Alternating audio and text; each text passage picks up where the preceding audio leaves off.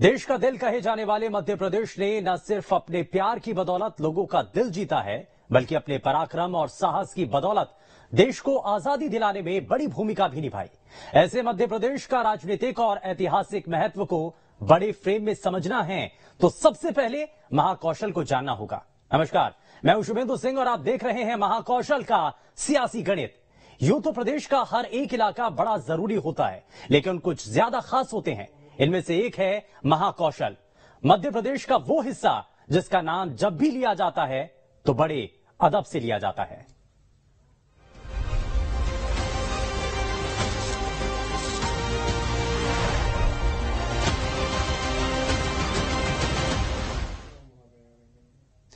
महाकौशल के महान इतिहास को जानने के लिए सबसे पहले हम आपको वीरांगना रानी दुर्गावती के बारे में बताते हैं।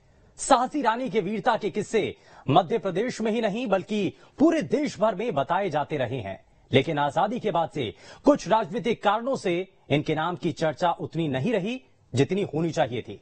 लेकिन समय बदला, सियासत बदली और राजनीति का तरीका भी। आगे आप देखिए।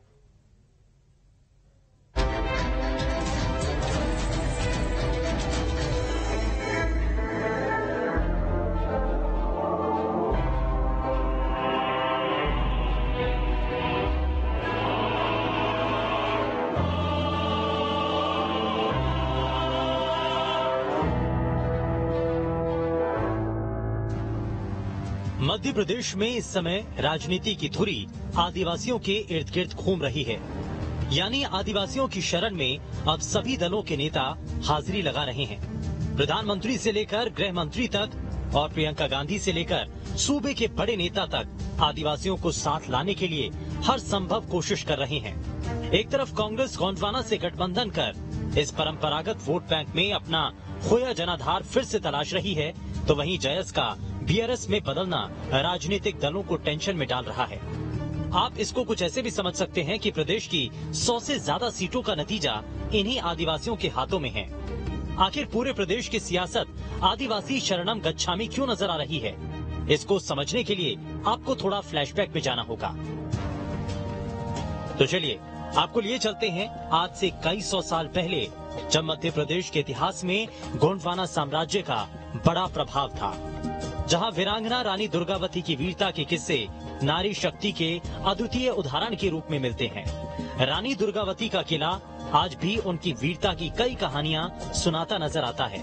लेकिन वीरता के ये किस्से जब मुगल शासक अकबर ने सुने तो वो भी रानी के इस राज्य को जीतने की चाहत रखने लगा। अकबर ने अपने रिश्तेदार आसिफ खान के नेतृत्व में गोंडवाना साम्राज्य पर हमला कर दिया।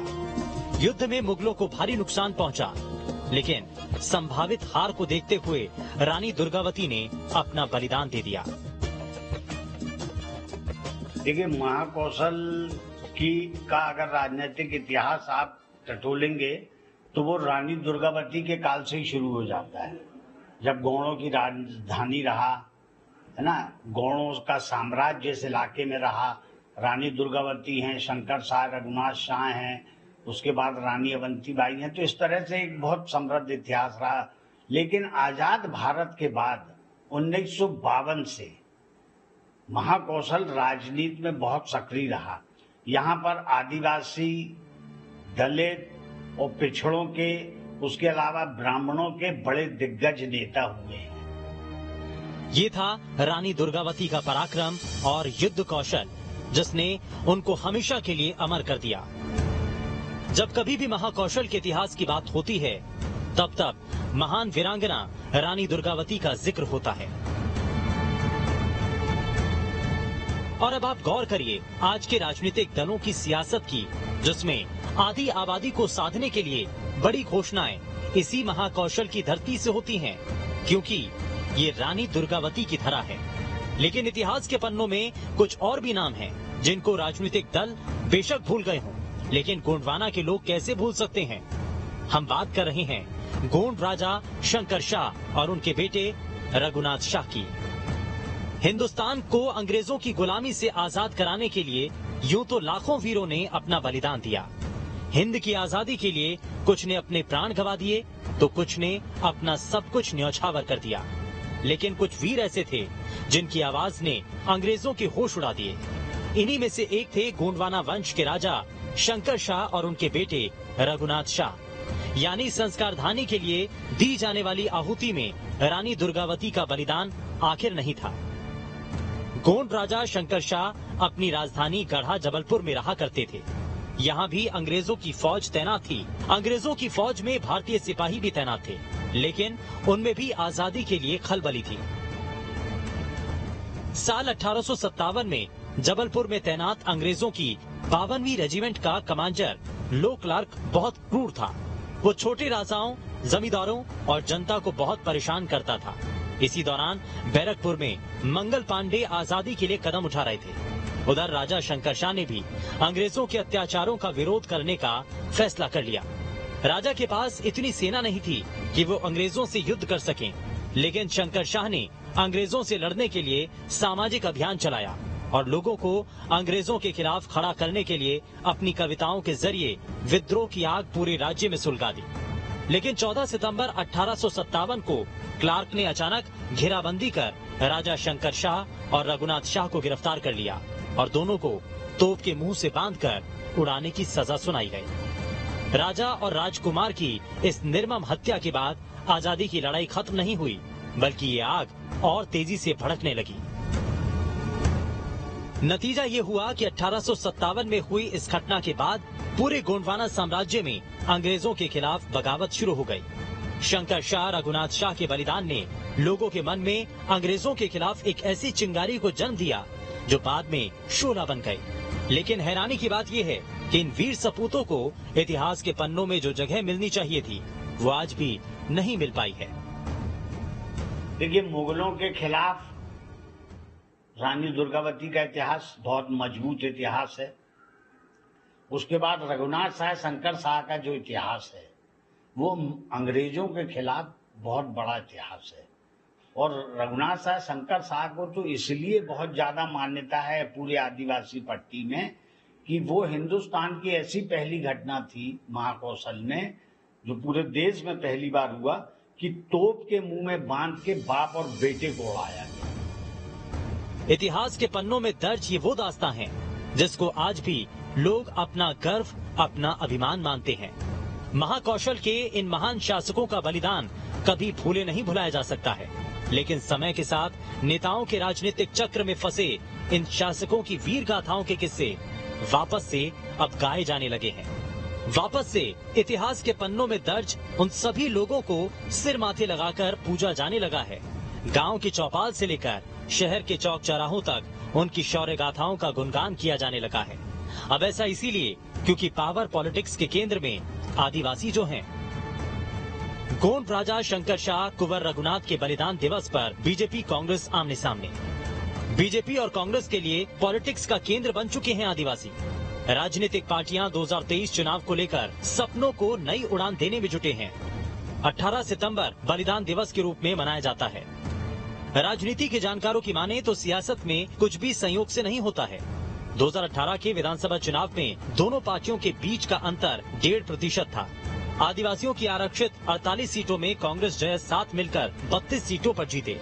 यही कांग्रेस के 15 सालों बाद सत्ता में लौटने की वजह भी बना, जबकि 2013 में बीजेपी के खाते में 34 सीटें आई थीं। साल 2011 की जनगणना के मुताबिक 7 करोड़ 26 लाख की आबादी में 21% आदिवासी हैं। 1.5 करोड़ की आबादी वाले आदिवासी वोटर प्रदेश के 22 जिलों में प्रभावी भूमिका में हैं। वहीं लोकसभा की बात करें तो 29 सीटों में शहडोल, मंडला, धार, रतलाम, खरगोन, बैतूल के अलावा बालाघाट, छिंदवाड़ा और खंडवा लोकसभा सीट के परिणामों को प्रभावित करने की क्षमता रखते हैं। मालवांचल और नर्मदापुरम में जहां कोल और भील जनजातीय समुदाय हैं, जहां जयस का प्रभाव ज्यादा है, वहीं महाकौशल में गोंड आदिवासी जनजाति है। आदिवासी क्षेत्रों में जयस का मालवांचल में तेजी से प्रभाव बढ़ रहा है। इसीलिए बीजेपी इन क्षेत्रों में आदिवासी समुदाय को अपने पक्ष में करने के लिए बड़े आयोजन कर रही है। महाकौशल के शहडोल, मंडला, डिंडोरी, अनूपपुर, उमरिया जिलों में आदिवासी जनसंख्या ज्यादा है। अकेले मंडला और शहडोल लोकसभा की 15 से ज्यादा विधानसभा सीटों पर आदिवासी वोटर जीत और हार तय करते हैं। जयस अपना प्रभाव क्षेत्र बढ़ाने के लिए महाकौशल विंध्य की ओर बढ़ रहा है। प्रदेश भर में कुल 79 विधानसभा सीटों पर आदिवासी वोटर जीत हार तय करने की क्षमता रखते हैं। 116 के बहुमत वाले राज्य में 79 की संख्या काफी मायने रखती है। Special report news state. Madhya Pradesh में सत्ता की राह महाकौशल से होकर के ही गुजरती है और सत्ता के शिखर पर पहुंचने के लिए आदिवासियों का साथ होना बड़ा जरूरी है। लेकिन महाकौशल का जब भी जिक्र होता है तब छिंदवाड़ा की बात भी होगी और कांग्रेस के इस अभेद्य किले की चर्चा भी होगी। तो महाकौशल के सियासी रण को समझने के लिए आपको छिंदवाड़ा विजय की कहानी को भी जानना होगा, जिसने कमलनाथ को इस इलाके का सर्वे सर्वा बना दिया।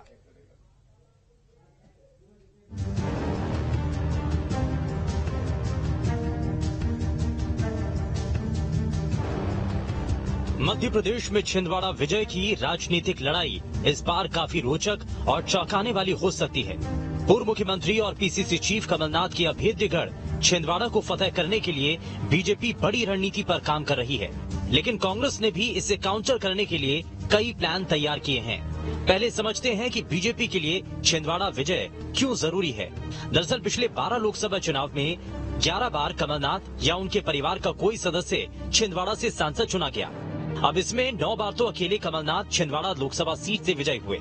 कमलनाथ यहां से सिर्फ एक बार लोकसभा का चुनाव बीजेपी के दिग्गज नेता सुंदरलाल पटवा से हारे थे। एक बार उनकी पत्नी अलकानाथ छिंदवाड़ा से सांसद रहीं, जबकि वर्तमान में पूरे मध्य प्रदेश में कांग्रेस के पास जो एकमात्र लोकसभा सीट है वो छिंदवाड़ा से नकुलनाथ के खाते में ही है। कांग्रेस के कब्जे में छिंदवाड़ा की 7 सीटें। नकुलनाथ पूर्व सीएम कमलनाथ के बेटे हैं। छिंदवाड़ा की सभी 7 विधानसभा सीटों पर कांग्रेस का कब्जा है। ये बताता है कि कमलनाथ की इस जिले में क्या हैसियत है। हाल ही में नगर निकाय चुनाव में भी छिंदवाड़ा में कांग्रेस ने बाजी मारी। छिंदवाड़ा महापौर के साथ 7 निकाय पर कांग्रेस काबिज हो गई है। कमलनाथ ने पिछला विधानसभा चुनाव छिंदवाड़ा मॉडल पर लड़ा था। उन्होंने 15 साल बाद मध्य प्रदेश में कांग्रेस की सरकार बनाई थी।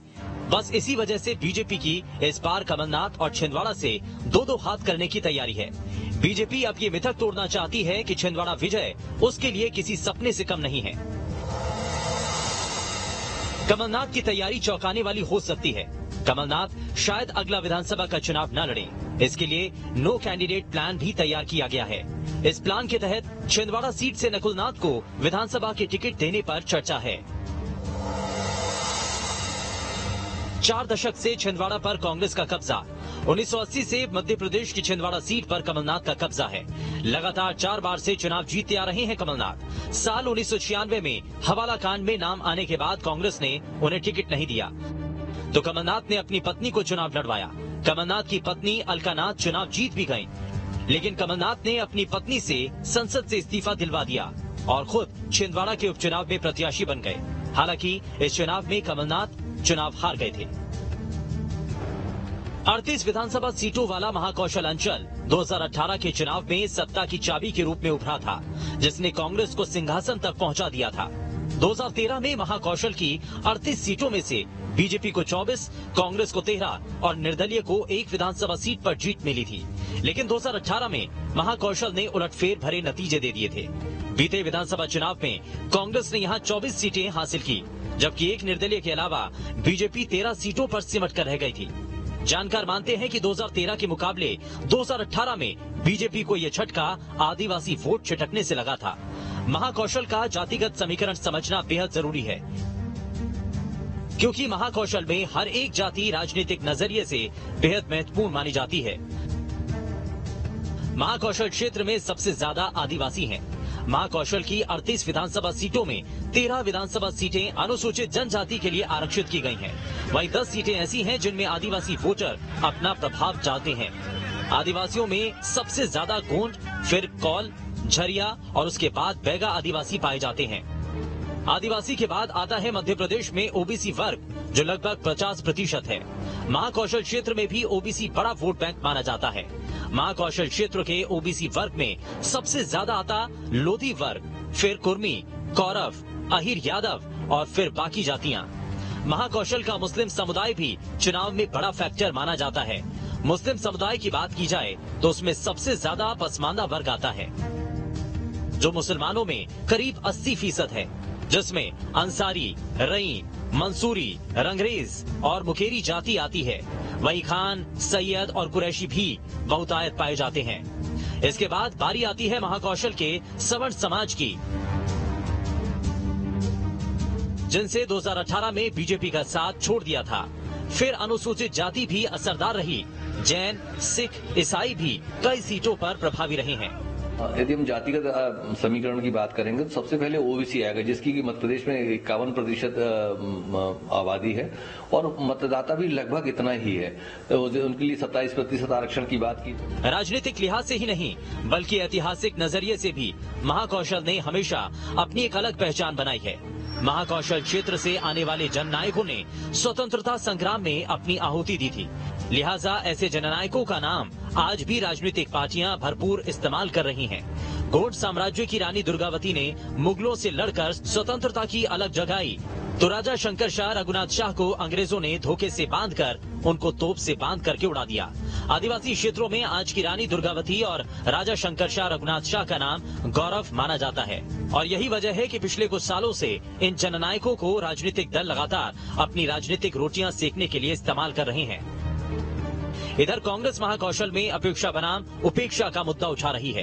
कमलनाथ सरकार में वित्त मंत्री रहे कांग्रेस विधायक तरुण भनोट का कहना है कि पिछली सरकार में महाकौशल को सीएम, विधानसभा अध्यक्ष, उपाध्यक्ष सहित 5 मंत्री दिए गए थे, लेकिन मौजूदा सरकार ने जबलपुर से एक भी मंत्री न बनाकर महाकौशल की उपेक्षा की है, जिसे जनता चुनाव में याद रखेगी। इधर महापौर जगत बहादुर सिंह अन्नू का कहना है कि कांग्रेस ने महाकौशल में जो सर्वे किया उसके मुताबिक 38 विधानसभा सीटों में से 32 कांग्रेस जीत रही है। मां नर्मदा का आशीर्वाद कांग्रेस के साथ है, क्योंकि बीजेपी शासन करती है और कांग्रेस सेवा करती है। देखिए, महाकौशल की जनता और पूरे प्रदेश की जनता बहुत जागरूक है। अब महाकौशल में को तो मां नर्मदा का आशीर्वाद विशेष तौर पर मिला भी हुआ है। 2018 में कांग्रेस पार्टी को आशीर्वाद मिला था और 2023 में भी मिलेगा और पहले से भी ज्यादा मिलेगा। दूसरी तरफ बीजेपी खामोश नहीं बैठी है। महाकौशल क्षेत्र में भले ही बीजेपी ने मंत्री नहीं दिए, लेकिन पिछले कुछ महीनों में बीजेपी लगातार अपने बड़े नेताओं को महाकौशल दौरे पर लाई है। राज्य स्तरीय कार्यक्रम जबलपुर में आयोजित किए गए हैं। मुख्यमंत्री लाडली बहना योजना का शुभारंभ जबलपुर से किया गया। गृह मंत्री अमित शाह, प्रधानमंत्री नरेंद्र मोदी के लगातार दौरे हो रहे हैं। मुख्यमंत्री शिवराज सिंह चौहान भी लगातार जबलपुर और महाकौशल क्षेत्र में अपनी नजर बनाए हुए हैं। पार्टी ने महाकौशल की 38 में से हार वाली 25 विधानसभा सीटों को आकांक्षी विधानसभा सीटों में शामिल कर संगठन की मजबूती से चुनाव लड़ने की रणनीति बनाकर जीत का दावा किया। जबलपुर के सांसद राकेश सिंह का कहना है कि 2018 के बाद प्रदेश में हालात बदले हैं। 14 महीने के कार्यकाल को प्रदेश की जनता ने देख लिया है, इसीलिए इस बार पूर्ण बहुमत से बीजेपी सरकार बनाने जा रही है। वहीं राज्यसभा सांसद और छिंदवाड़ा प्रभारी सुमित्रा वाल्मीकि ने भी महाकौशल में बीजेपी को बेहद मजबूत बताया। राज्यसभा सांसद वाल्मीकि का कहना है कि बीजेपी ने हर वर्ग का ध्यान रखा और महाकौशल को भी पर्याप्त नेतृत्व दिया, जिसका असर चुनाव में जरूर देखने को मिलेगा। उधर बीजेपी विधायकों को भी अपनी जीत का पूरा भरोसा है। महाकौशल क्षेत्र में बीजेपी 2018 की अपेक्षा बेहतर प्रदर्शन करेगी। बीजेपी के सीनियर विधायक अजय बिश्नोई का कहना है कि इसमें कोई दो राय नहीं कि मुख्यमंत्री की योजनाएं जनता तक नहीं पहुंच रही हैं। जनता मुख्यमंत्री की योजनाओं से बेहद खुश है और उसका असर चुनाव में जरूर देखने को मिलेगा। वहीं विधायक अशोक रोहानी ने भी कहा कि इस बार जनता ने मन बना लिया है।